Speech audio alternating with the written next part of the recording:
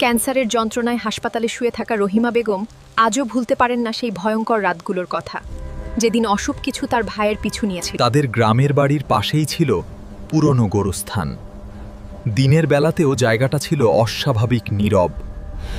এক রাতে সোহেল দেখেছিল সাদা কাপড়ে ঢাকা এক অস্বাভাবিক লম্বা অবয়ব, যার কোনো মুখ ছিল না। সেই রাতের পর থেকেই বদলে যেতে শুরু করলো সোহেল। সে একা একা কথা বলতো, যেন অদৃশ্য কেউ তাকে ডাকছে। একদিন পুকুরে নেমে হঠাৎ তলিয়ে যায় সোহেলয়। সবাই ভেবেছিল সে আর বাঁচবে না।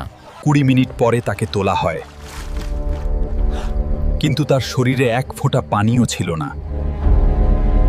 বাজার থেকে ফেরার পথে সোহেলের সামনে দাঁড়ায় এক বিশাল কালো কুকুরি, যার চোখ জ্বলছিল আগুনের মতো।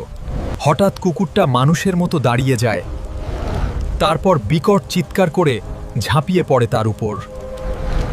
শেষমেশ পরিবার ডাকে এক বৃদ্ধ ফকিরকে, যিনি সত্যিটা বুঝতে পেরেছিলেন। ফকির বললেন, না, 2টা জিন সোহেলের পিছু নিয়েছে। একটা পানিতে থাকে, আরেকটা পশুর রূপ ধরে আসে।